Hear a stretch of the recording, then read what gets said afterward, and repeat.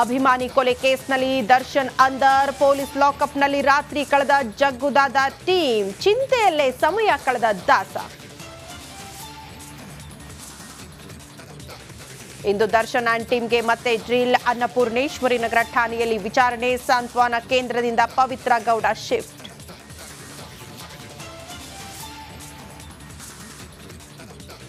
ರೇಣುಕಾಸ್ವಾಮಿ ಕೊಲೆ ಖಂಡಿಸಿ ಇಂದು ಪ್ರತಿಭಟನೆ. ಚಿತ್ರದುರ್ಗದಲ್ಲಿ ಬೃಹತ್ ಹೋರಾಟ. ಸರ್ವ ಸಂಘಟನೆಗಳಿಂದ ಬೃಹತ್ ಮೆರವಣಿಗೆ.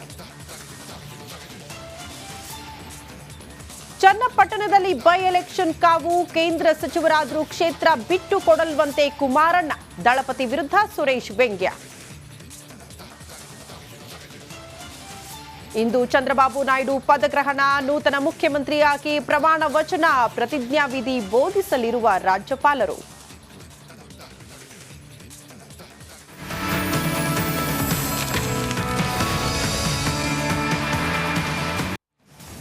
ದರ್ಶನ್ಗೆ ಮುಳುವಾಗ್ಬಿಟ್ಟಿದೆ ರೇಣುಕಾಸ್ವಾಮಿ ಕೊಲೆ ಕೇಸ್. ನಟ ದರ್ಶನ್, ಪವಿತ್ರ ಗೌಡ ಮತ್ತು ಗ್ಯಾಂಗ್ ಈಗ ಪೊಲೀಸ್ ಕಸ್ಟಡಿಯಲ್ಲಿ. ಅನ್ನಪೂರ್ಣೇಶ್ವರಿ ನಗರ ಠಾಣೆಯಲ್ಲಿ ರಾತ್ರಿ ಕಳೆದಿದೆ ಇಡೀ ಟೀಮ್. ಮಹಿಳಾ ಸಾಂತ್ವನ ಕೇಂದ್ರದಲ್ಲಿ ಪವಿತ್ರ ಗೌಡ ಕೂಡ ವಾಸ್ತವ್ಯ ಹೂಡಿದ್ರು. ನಟ ದರ್ಶನ್ ಸೇರಿ 13 ಆರೋಪಿಗಳು ಪೊಲೀಸ್ ಕಸ್ಟಡಿಯಲ್ಲಿದ್ದಾರೆ. ಇವತ್ತು ಮತ್ತೆ ಕಾಮಾಕ್ಷಿಪಾಳ್ಯ ಪೊಲೀಸರಿಂದ ವಿಚಾರಣೆ ಕೂಡ ಆಗುತ್ತೆ.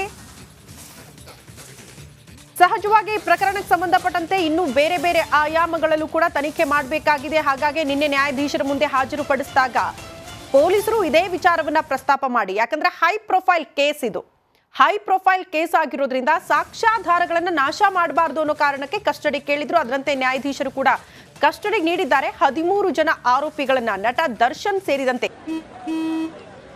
ನಡಿ ಈಗ ಶುರು ಮಾಡೋಣ.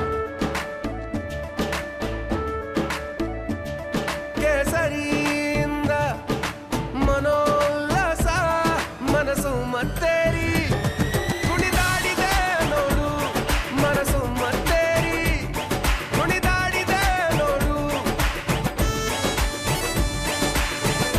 ಕ್ಷಣ ಕ್ಷಣವೂ ಆಚರಿಸಿ ಕೇಸರಿ ಹಬ್ಬ.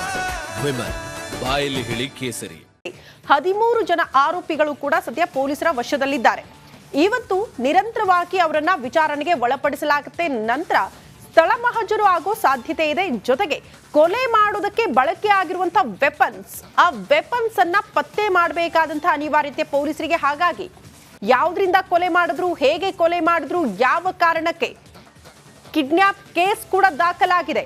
ಚಿತ್ರದುರ್ಗದಿಂದ ಈ ಅಭಿಮಾನಿಯನ್ನ ಅವರು ಕಿಡ್ನಾಪ್ ಮಾಡಿ ಕರ್ಕೊಂಡು ಬಂದಿದ್ದಾರೆ ಅನ್ನುವಂತಹ ಆರೋಪ ಇದೆ. ಹಾಗಾಗಿ ಕಿಡ್ನಾಪ್ ಕೇಸ್ ಜೊತೆಗೆ ಕೊಲೆ ಆರೋಪ ಎರಡೆರಡು ಸಂಕಷ್ಟ ನಟ ದರ್ಶನ್ ಅವರಿಗೆ ಉರುಳಾಗ